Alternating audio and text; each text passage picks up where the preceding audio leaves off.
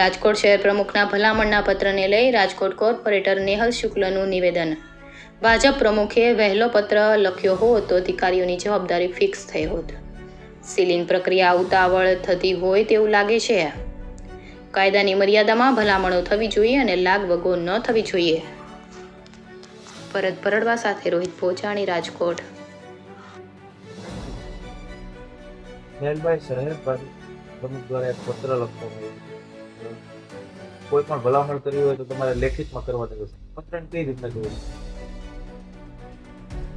શહેર ભાજપ પ્રમુખે પત્ર લખ્યો હશે તો સમજીને લખ્યો હશે, પરંતુ એની મૂલવણી કરવા કરતાં હું તો એવું માનું છું કે આ પત્ર વહેલો આવ્યો તો ખૂબ વધારે સારું થાત. કારણ કે લેખિત ભલામણ કરવાથી કોર્પોરેશનના અધિકારીઓની પણ એક જવાબદેહી ફિક્સ થાય છે અને ભલામણ કરનાર કોર્પોરેટરને પણ ધ્યાનમાં આવે છે કે એણે શેની ભલામણ કરી છે, શેના માટે કરી છે અને શું કામ કરી છે.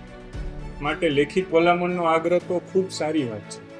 ખાસ આ પ્રકારના પત્ર ક્યાંક જે પદાધિકારીઓ હોય છે એના જે ભલામણો છે તે ખુલ્લી નહીં પાડી કઈ રીતે?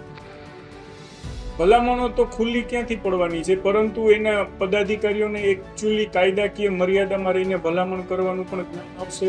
ઘણી વખત અધિકારીઓ પણ કાયદાકીય મર્યાદાઓ શું છે જાણ્યા વિના ઘણી વખત પત્ર ફોરવર્ડ કરી દેતા હોય છે. સ્ટેન્ડિંગમાં પણ ઘણી ઘટનાઓ એવી બની છે કે જેમાં અમુક કાયદાની વિરુદ્ધની ભલામણો અધિકારીઓ દ્વારા આવી ગઈ હોય તો આ પણ બધું અટકશે અને સરવાળે લેખિતમાં થાય તો એ પ્રજાકીય કામમાં એક અધિકારીઓની જવાબદેહી ફિક્સ કરશે, જેને લીધે કામમાં ઝડપ આવશે.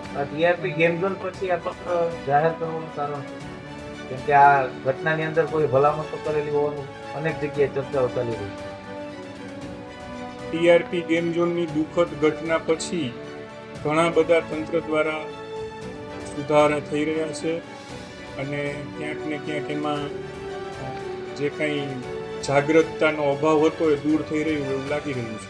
અત્યારે જે સીલિંગની પ્રક્રિયા ચાલુ છે અને તરત હાથે કાર્યવાહી કરવામાં આવી રહી છે, આપ એક ભાજપના કોર્પોરેટર તરીકે એક કઈ રીતે સીલિંગની પ્રક્રિયામાં ક્યાંક ને ક્યાંક તંત્ર દ્વારા ઉતાવળ થઈ હોય એવું લાગી રહ્યું છે, કારણ કે કાયદો કહે છે કે કોઈને પણ નોટિસ આપ્યા વિના તમે સીલ કરી શકતા નથી. પરંતુ તંત્ર સીધા જે રીતે સીલ મારવા લાગ્યું છે એ જોતા ક્યાંક ને ક્યાંક પ્રજા માટે ખૂબ એક મુશ્કેલી અને પીડાદાયક અનુભવ છે અને આ કાર્યવાહી કાયદાની મર્યાદામાં રહીને થવી જોઈએ. સ્ટેન્ડિંગમાં ઘણી ઘટનાઓ છે કે કાયદાની વિરુદ્ધમાં કાયદાની વિરુદ્ધમાં તો નહીં, પરંતુ ઘણી વખત નાણાકીય મર્યાદાનો ધ્યાનમાં લીધા વિના અધિકારીઓ દ્વારા સ્ટેન્ડિંગના એજન્ડામાં પત્ર મુકાવી દેવાતો હોય છે અને આ ઘણી વખત સ્ટેન્ડિંગના સભ્યો પણ ક્યાંક ને ક્યાંક જે સરકારની માર્ગદર્શિકાઓ છે, જે નિયમો છે, જેનું પાલન સંપૂર્ણતઃ કરવાનું હોય છે એ કરવામાં આ પત્રની ભલામણના આધારે, કારણ કે પત્ર કમિશનર દ્વારા આવતું હોય છે એટલે ઘણીવાર એમને પણ એમ થતું હોય છે કે આ ક્યાંક ને ક્યાંક સાચી જ વાત હશે અને ચૂપ રહી જતું હોય છે. આ એક પદાધિકારી તરીકે એવું માનું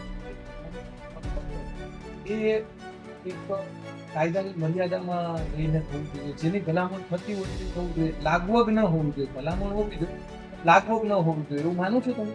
સ્વાભાવિક છે કે લાગવગ તો ક્યાંય ન જ હોવી જોઈએ અને ભલામણ હંમેશા જે કાંઈ છે કાયદાની મર્યાદામાં થાય અને અધિકારીઓ પણ કાયદાની મર્યાદામાં જ કરતા હોય છે. ન થાય ત્યારે જ નાના મોટા વિવાદો સર્જાતા હોય છે.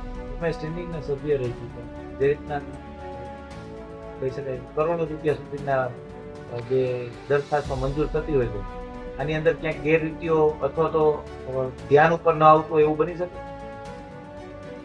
સ્ટેન્ડિંગમાં કમિશનર દ્વારા દરખાસ્ત મુકાતી હોય છે અને સ્ટેન્ડિંગના ચેરમેન એનો અભ્યાસ કરીને દરખાસ્તનો સમાવેશ કરતા હોય છે અને પછી સ્ટેન્ડિંગના સભ્યો એને ચર્ચાના આધારે પસાર કરતા હોય છે. ઘણી વખત સમયના અભાવે એવું બની પણ શકે કે વિગતો ક્યાંક શરત ચૂકતી રહી ગઈ હોય.